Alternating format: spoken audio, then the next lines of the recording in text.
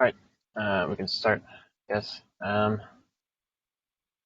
I only have one topic in here, and it's the thing we quick push back a couple weeks. Um, but we still want to talk about it eventually, which was what do we want to do for the binary refactoring? No, another topic now. So I guess we'll start with this. I guess we start with the update on the current state. Mike, have you looked at the thing recently? The first stuff, or whatever it was?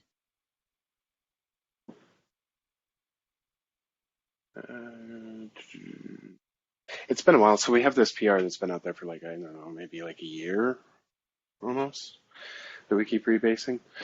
Um, I did, right now it's just basically a really basic Python script that creates a zip file executable out of the Python binary, which works okay.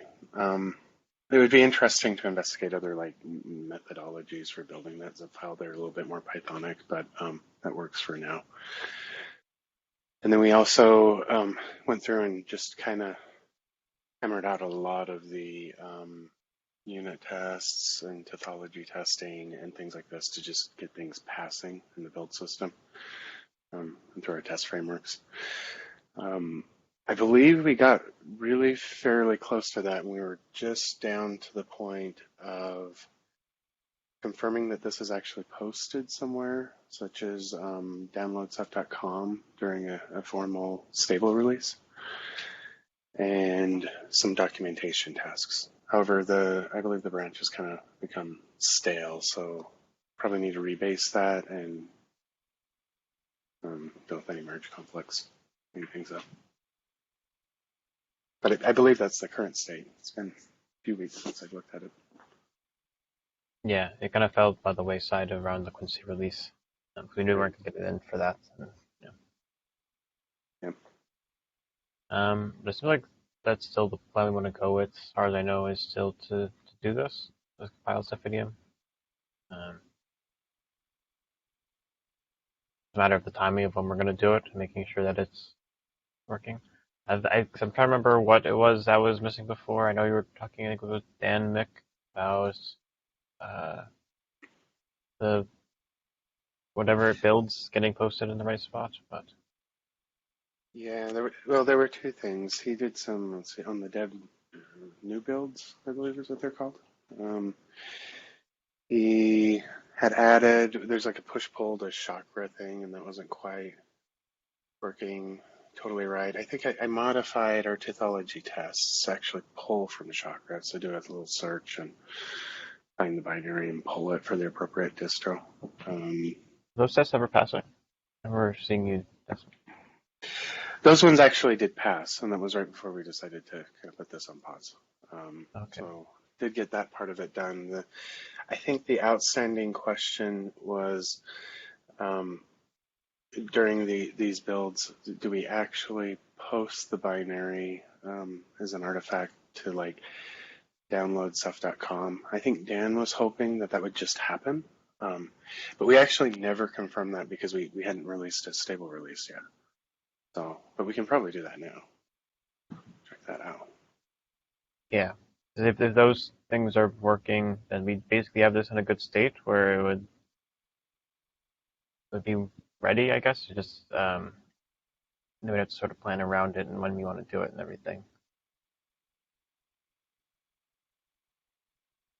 I guess that was sort of the point of the topic, was to decide that. Because we have the whole thing where we want to refactor this, and it seems like we're sort of close to being able to, but it's too big of a change to put into some minor release. But we don't want to do it too far away from the next major release, because then you have to make all the backports really painful. Yeah, so I do have a couple of comments on that piece about the backports.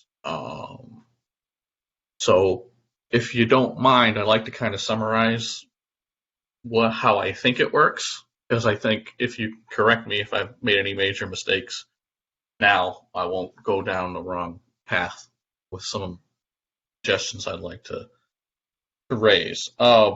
So I do believe that the code of Ceph is literally just renamed to cephadm.py. So it just gets a new name with a .py extension. Then the zip app code runs and creates a binary called cephadium, no extension. And then that becomes available as part of the build, correct?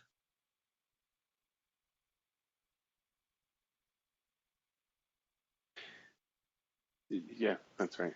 So it's in I believe it's in the build directory. All right. So, first off, is there any reason why we shouldn't get this, merged sooner rather than later? And again, I have a riff on the backports thing. Um, assuming that backports weren't difficult, is there any reason to pause on this? I don't think so. I don't think we'd backport this itself, but if it was really just, I think from what I remember, the idea was sort of just to have it zip the one file for now and eventually split it up into multiple files.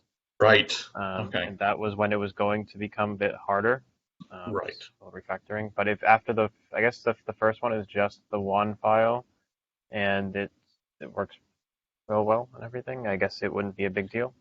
But we Yeah, still have the issue of, we want to do the actual refactoring, then that would cause a problem. absolutely. I agree. So to me, this is like it's like step zero to refactoring, making it possible to do the refactoring.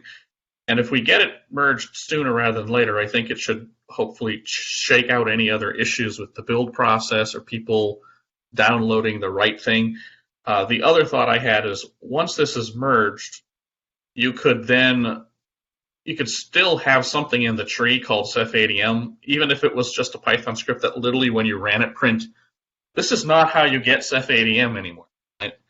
Kind of a jokey thing, but if it's more of a training thing to get people to use the build version, we could also do something like that. If other tools were like, oh, I pull cephadm out of Git, and blah blah blah.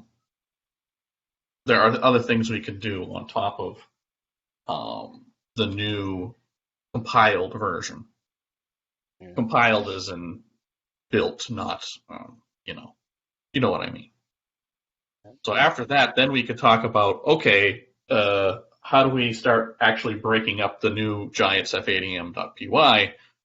But up until then, the backports are literally just a matter of changing the file name when you're doing your backports. Does anyone disagree with that?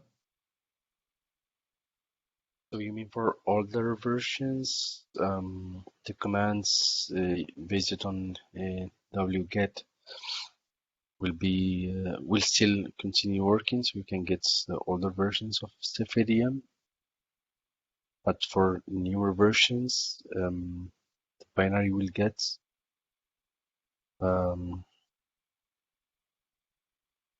be the zip file or will be a Python file. The way I understand it is it will be a zip file with this zip app format. Mhm. Okay. I think whatever change we make, we have to keep in mind that there are a lot of people using direct links to the binary, Right. so we Which is can why I break. think we break them sooner rather than later, or at least get them to the point where again maybe we could have a stub thing that isn't the real zip app at the old location of cephadm in the tree. But yeah, I think it's better to do it sooner rather than later. Hmm. Yeah. And as far as in master goes, we can sort of break things in there. Right. And then obviously if we do the actual refactoring, the backporting is an issue. But if we just have this one cephadm.py, we can do the backporting fine. And then it doesn't really matter if the way you get cephadm is different in master. And then we could just introduce it into the next release in R. Again, the issue just sort of pops up eventually when we want to do the real refactoring. when do we want to do that? Because we don't want to change the way you get the binary in Quincy or Pacific. Right. Yeah. Balance that. But it does seem like, as far as the first step of this, with this specifically this FDM zip stuff, we could merge it maybe on the early side, just make sure it's working and everything.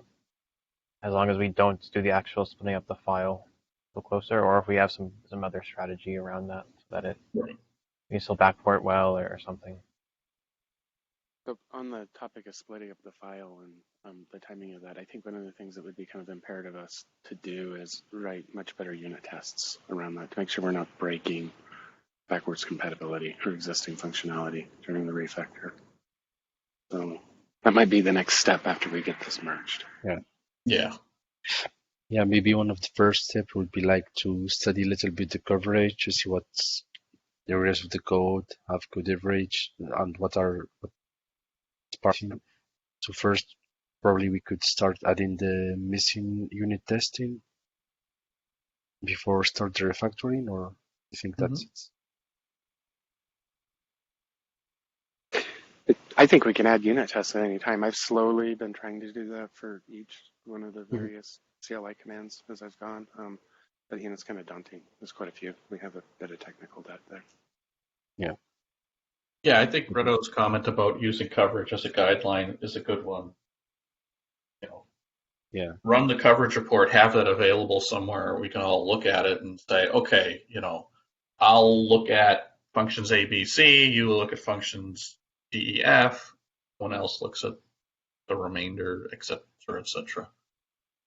I mean, it doesn't have to be posted online or anything, but as long as we have some sort of methodology behind it. Yeah, the more unit testing coverage we have, the more confident we'll be doing the refactoring. Yeah.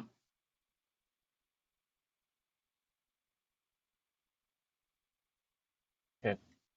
And I kind of like these ideas. Just we can sort of start working on getting the sort of zip stuff merged, because it doesn't seem like it'll actually be a big problem as long as we don't immediately start the splitting up the file. And then we want to focus, I guess, next on making sure things are stable and that we have still a good set of unit tests behind it. Maybe we want to also try to focus on ironing out any bugs we know of in the binary as well, just so that it's all sort of sorted. The list of the bugs in binary, I think now is just do we have like a tag or anything that you could quickly, because I always struggle with the tracker. Yeah, we have a binary. We have Ceph binary. Okay. A component. And right now, I think we have 8 bugs more or less, or 7 bugs. I will say we do have that component in Tracker. There is a functionality to do it. I'm not 100% sure if all of the bugs are correctly tagged. Are correctly, yeah. Sure. Because I mean, people have issues. Yeah. I think as long as we get the ones we're aware of, there will always be something that slipped or someone goes, why didn't you triage my thing? Because not classified correctly. I mean, there is the number is enough where we could probably triage them in the course of a few days. I think it's still 150 trackers that are open, and a lot of them I already know what they are and everything. So it's probably possible I could go through it and figure out. Right. As of the queries I have, the ones with the Ceph binary component on them that are classified as bug, we only have 5 right now. Yeah, I mean, so there's more of them that are going to have work in the binary, but we have to go figure out which ones those are. Yeah. Probably we have to do some triage just to make sure that we are putting the right tags in the bugs. Yeah. To get more confident numbers. Yeah, I guess we'll have to do that work. That can go, I guess, along with the unit testing and stuff. We can start triaging, and then we can, make sure we have most of the bugs ironed out. There's not any huge changes that have to happen there, at least that we're aware of right now.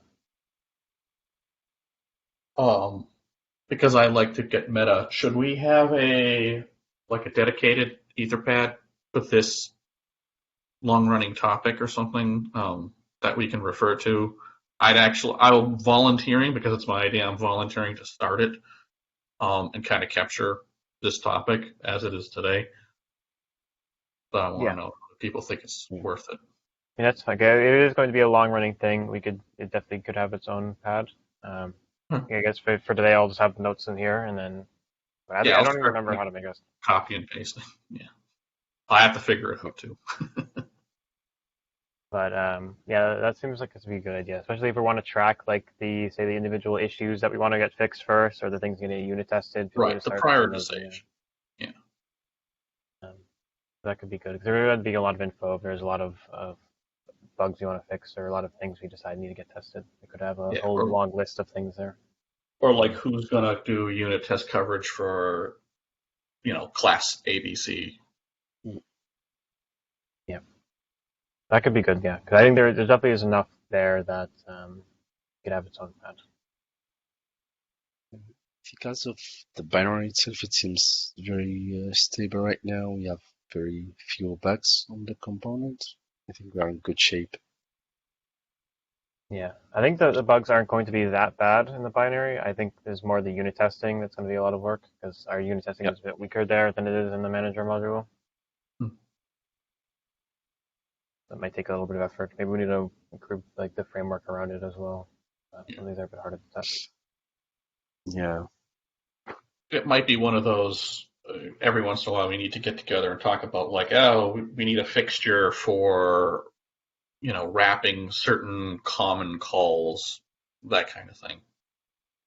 Yeah, it could be. Yeah, once we start doing it, we find out there are a handful of things that need to be set up. They're Right. like really common. Yeah, I think it's good opportunity to do refactoring for everything, for the binary and for unit testing as well. Yeah, and the nice thing with the unit testing one is you can do that without breaking anything. It just adds more tests. All the tests themselves might have to be adjusted when we do the refactoring. Sure. Things, but at least then we'll have the test, so we'll know after you move the things that it's still working. I guess that's like the point. Yeah. All right. I mean, I like the plan overall. Sort of starting with this testing and getting this zipper stuff in, and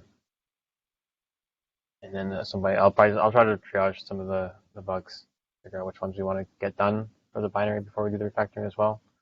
And which things are really stable and everything, and we can, move on to the actual refactoring, which I guess we'll have a new conversation on that when we get there. Should we put like some announcements on the dev list about like what that we are changing the binary to this new zip We should, format? but I don't think we should right now, because it's right, and we don't want to actually change it until the major release. Or I guess because you're saying because we're doing it in master, maybe we should. Yeah, I mean, maybe when the PR is merged, we could send a list saying, hey, Yeah. master or whatever it's called at that time has this new method for obtaining Ceph ADM binary. Yeah. I guess I was thinking of it in terms of the actual release people are using, but I guess for people who are testing things on master, Right. And, you never know. Someone might have their own automation. I got my own Ansible script that uses the download URL, Ansible role, blah, blah, blah, blah, blah. Oh, I have to change at least there's some awareness so you can point to the email in future conversation. Yeah, exactly. And if they say something, if they see something unusual, so just they are aware that we are working on that.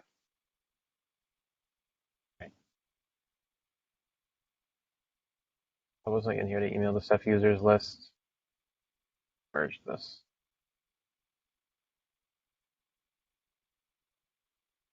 Okay.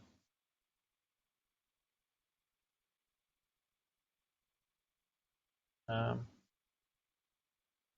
mean, yeah. So I think the plan seems like it's pretty good. Is there any other things we should go over in terms of this, or do we have a good sort of overview? I imagine that the documentation is already updated as this PR, or this is something that we should do separately. I need to check the PR. I don't know, Mike. Is there any documentation in there? No, that's outstanding. That's one of the last. Okay. Repping through and finding all the instances and Hmm. All right. You plan to do that in this PR, or is that going to be like a follow-up work? Yeah, would you like help with that? I wouldn't mind help. Yeah. An extra set of eyes. I've approached it a couple times, but it's just one of those obnoxious tasks. Right? Yeah, I'm interested in this topic. It was one of the hooks that got Sebastian used to get me kind of help out in this area, but I feel like I haven't done anything on it. So yeah, let me know if you want it done as part of this PR. If we're going to just do it as a follow-up PR, that's easy enough. But yeah, we can talk about it in future. Okay, fair. And let me rebase this first and run it through testing. Let's start there, and then we'll look at the Sounds Docker good. problem.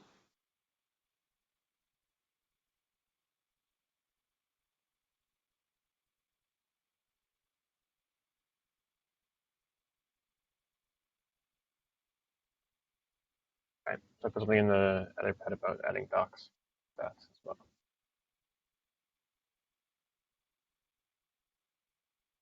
Right. Yeah, so I'm pretty satisfied with what we have there. Is there any other things you want to bring up about that? One last thing, which is when we deliver this via a RPM or like the enterprise distros and stuff, is there any additional changes that will need to be made, or is it just kind of a done deal already? I guess I think. I guess they would need to take the actual package we're building, and rather than just, I don't remember how the package works. The other alternative is that they don't even necessarily need to use the zip app as long as they get a binary. So I just don't want to run afoul of packaging policy stuff. So that might be another task we can look at in the future.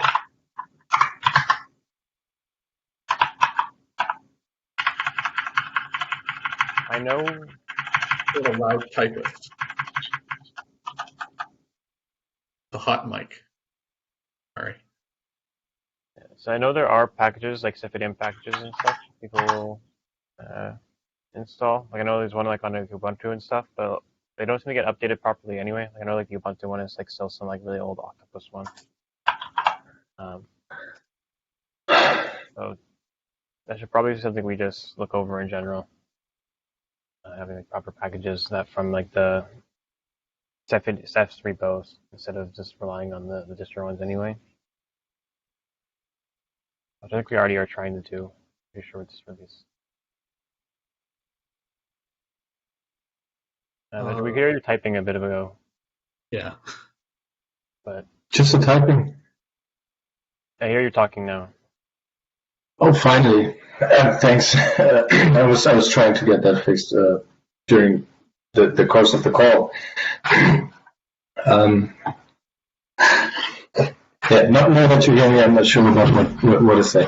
I had a question about the documentation. So, for instance, in our current docs, we have the URL to the binary, which points to GitHub and the branch. For Octopus, it points to Octopus and such.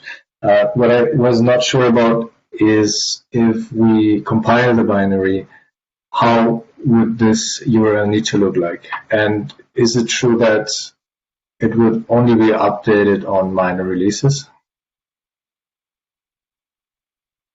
Yeah, I'm guessing we'd either have to have just one that gets uploaded with each release, or maybe the same way that like Ceph packages themselves get updated. Like we could have like a master one that gets put up there. Like I know when we do like the actual builds and everything on like Ceph or something, like ones get put up. Maybe we could add it the put a package up there or something that people could go to as like a latest version if they wanted that, and then I just have one with the minor releases people could use as well, or something like that. And it would kind of tie it, I guess, to the way it's already being handled for the pathology test, I guess, because I'm pretty sure or I don't know, Mike, if correct me, but I thought that what you said earlier was the way that it was getting handled was that it was sort of building something up there, and then it was pulling it. It was using that for the test. And Yeah.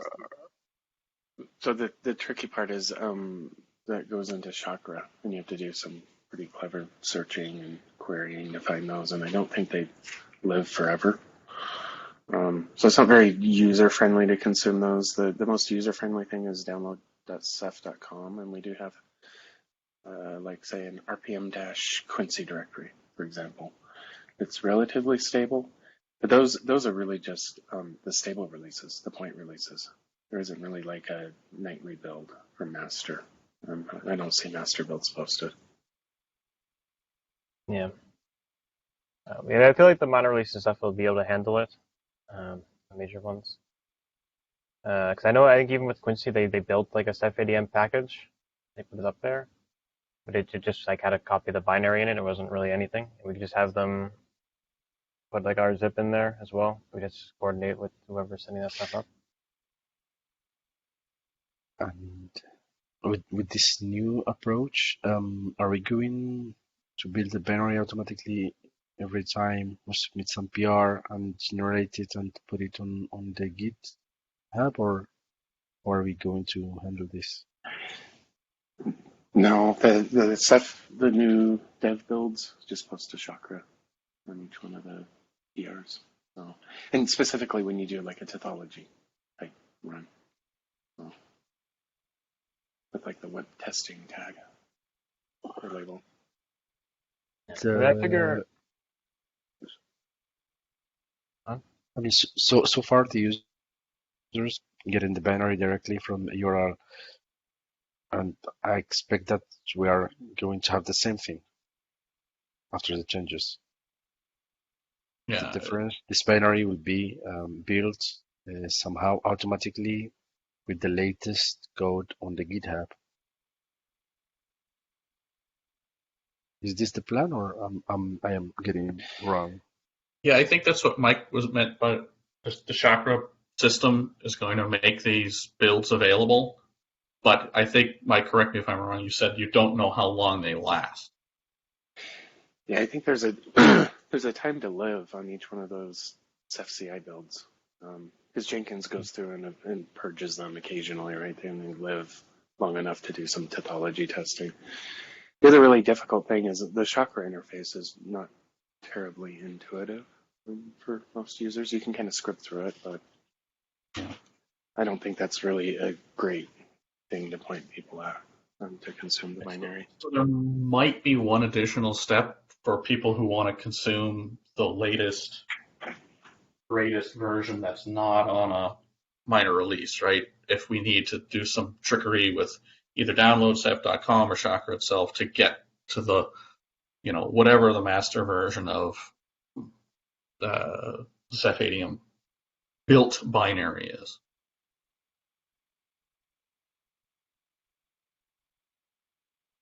Is that right? I don't think I followed that last comment. Okay, so I think going back to I think that was Patrick's earlier statement, which is, the documentation today points a person at, GitHub, branch name, path to the binary. That always works. When we start building it, I don't think it'll be a problem for released code because we'll have like permanent download.ceph.com URLs. As like master branch or whatever continues to change, we do want a way for developers or people who are just trying out the latest and greatest to consume this. If Chakra is the main way to get at the binary, but the URLs say constantly changing, we may have to do something about that. So that there's kind of an easy-ish way to document how to get the latest thing. Yeah, right. That's kind of the awkward thing that I ran into with the documentation. Like for a stable release, it's pretty easy to document, but this portion of it, like if you want from the master code, it's like, do we want Right. like a user-facing or developer-facing doc? Split that and then say, git clone this and build it yourself, or do we want to post it somewhere? Right.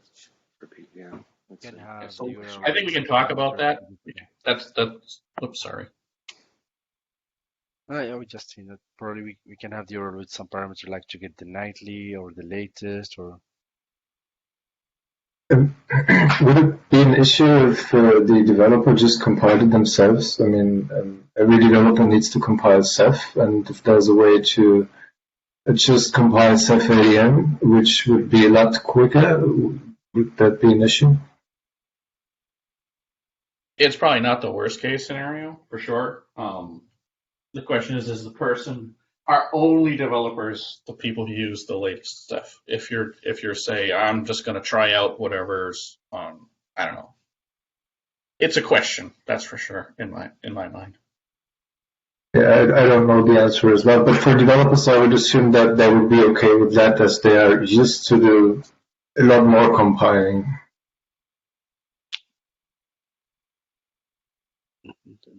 do we have something like nightly builds for Ceph somewhere, or this is not something we keep? I believe we have them through Jenkins. I just don't think they're actually posted Yeah. on Ceph.com. We had Is something there? similar, we can just put it there and you can at least get like the last nightly build. Mhm.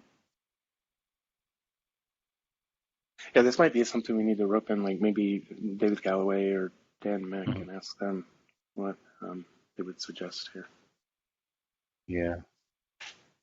It would be nice if we could handle them the same way we do the containers for like the latest one we built for the master container, for example, like the master devil one is just online somewhere. Yeah. You pull it. It would be cool if you could do that for the Ceph as well. You at least have one from like the last day.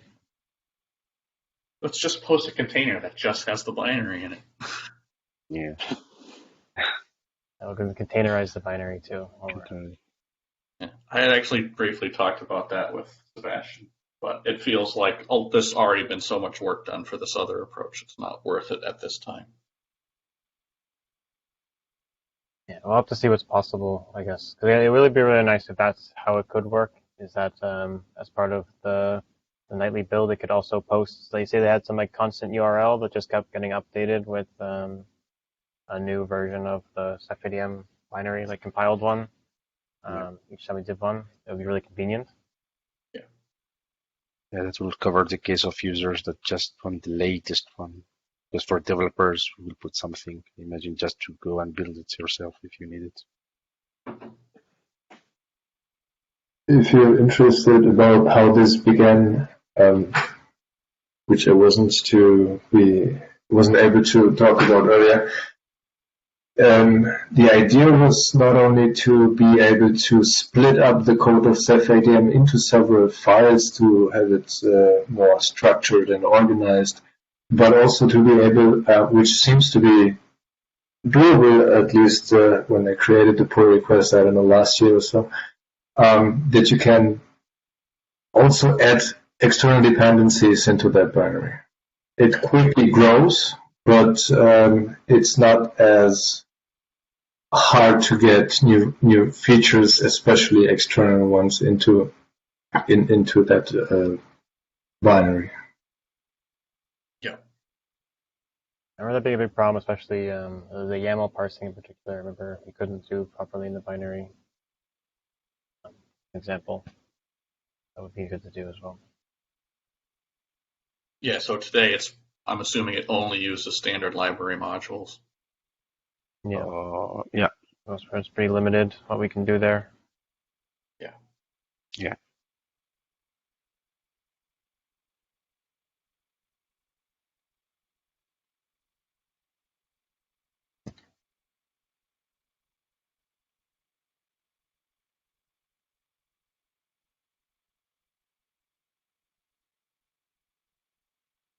Right. Do we have anything else to say about that topic for now? Or we have enough that we can sort of get started. Wanted to. I'm good. Okay.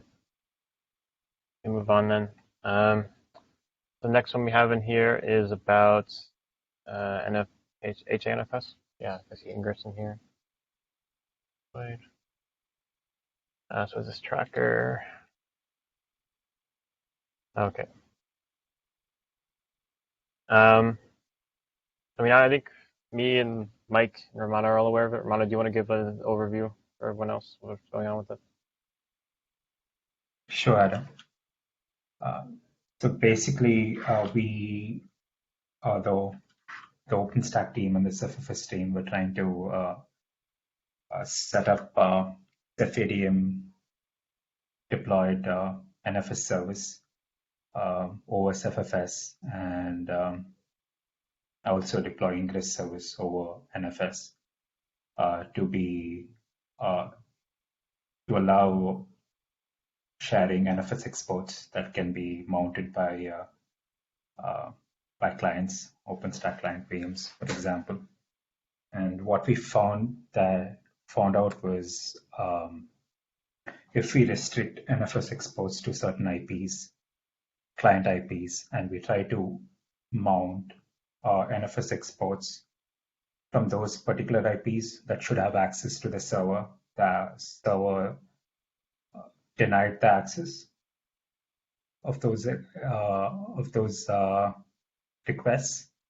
The reason being that the backend NFS server sees only the HA proxy that's in front of it instead of the client IP. So this seems to be a problem that's already known, and I researched about it. So basically, you would have to set up HA proxy to run in what they call a transparent mode to allow the backend server to see the client IP and not the HA proxy IP. I'm not sure how we can do that. So one of the ways to achieve this is to have the backend server support proxy protocol, which the backend Ganesha server doesn't. So that is out of question. I still need to figure out if there are other ways that we can set this up, HA proxy in a transparent mode. If that isn't possible, I don't know what we need to do. Maybe come up with a different solution to set up stable floating IPs for the Ganesha daemons.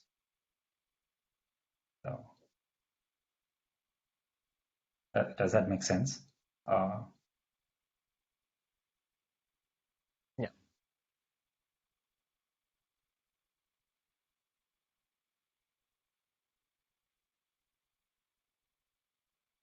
Yeah, I had a question for Mike, because Mike was able to set up the ingress servers with Ganesha service and was able to do some HA testing. Did he encounter this issue? Mike, were you able to? Did you ever test setting client IP-based access restrictions and trying to mount the exports? I haven't. I meant to do that yesterday, but I will Okay. redo that today. What you described sounds sane, though. I think that's probably likely the case. We're advertising the wrong client IP on the other side, so we need to have it in transparent mode. It makes a lot of sense. Yeah. So for my info, because I'm not super up to date on how all the HA stuff works, what is different about your deployment, Mike, that makes it possible there that doesn't work elsewhere? So the major ones, I'm not restricting client IP addresses. I haven't set that up. Just very basic exports with no root squash.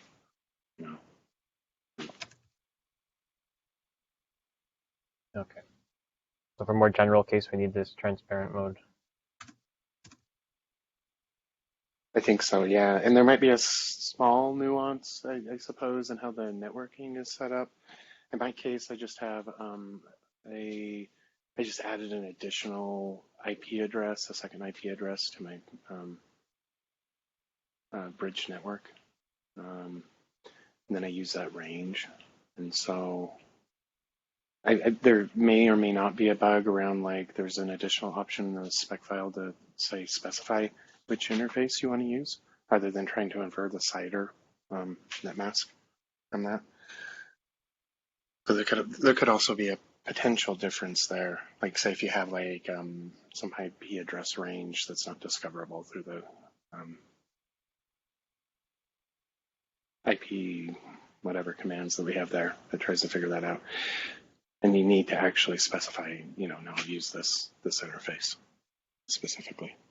You know about how, like, if you just give the virtual IP, you have all the hosts have to have a IP on that network, the same network?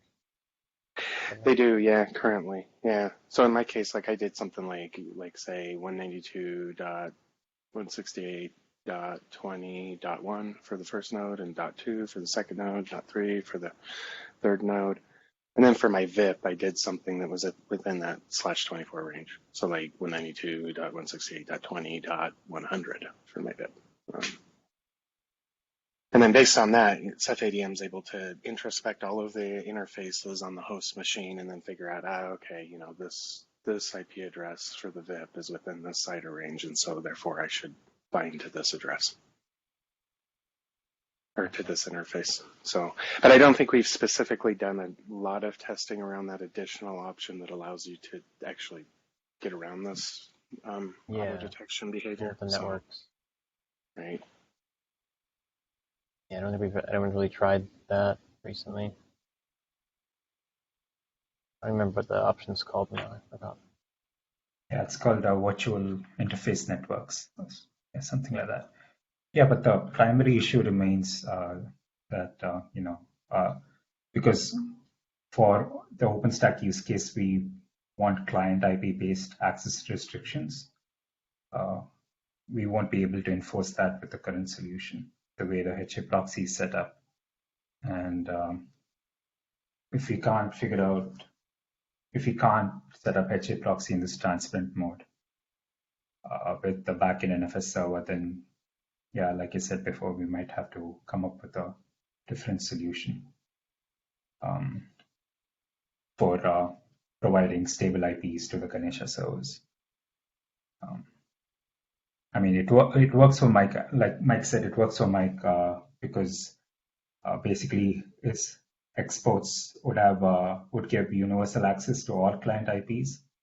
So the Ganesha server would keep seeing the HA proxy's IP, and since all IPs have access to the export, I mean, the client can mount the export.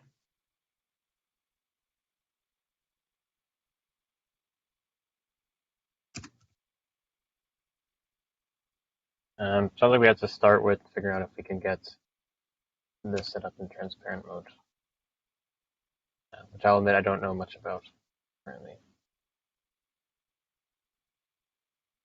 We'll have to see. I don't know what is required in order to make it go into transparent mode or anything, or if it's going to end up being very difficult or not. But yeah, I'm currently looking into that and see if it's feasible with the NFS server backend. So I'll research that, and I plan to reach out to other NFS folks and see if they know how we could do this. If we figure out this is not possible, then we'll have to come up with a different solution to provide stable IPs to the Ganesha servers. yeah, that'll be unfortunate. How far we got with this one. But if it doesn't work, it doesn't work.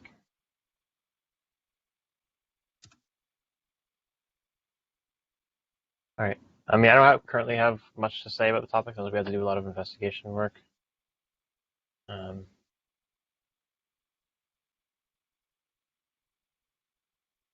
Yeah. It sounds like keep going, Ramona. Yeah, I just wanted to bring attention to this issue so that we're all on the same page, and yeah, we need to figure out the next steps. All right. Well, I know Mike's still testing his stuff, and then Ramona sounds like you're asking people around about transparent mode stuff as well. So hopefully, out of those two things, maybe we come up with something, or at least we confirm whether or not this is possible or it's gonna work. I guess we'll have to move from there. Yeah, sounds good, Aaron. All right. Thanks. Does anyone have anything else they want to say on this topic? Information or ideas or whatever?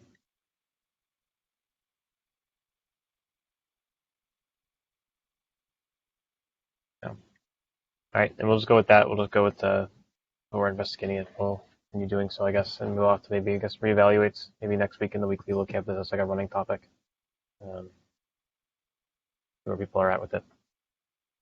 Have any good ideas? And that was the last topic we had in the weekly Etherpad thing. So does anyone have anything else? Other topics you want to bring up here?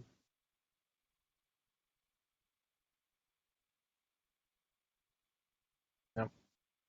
In that case, we can end here, and I'll see you all next week. Bye. You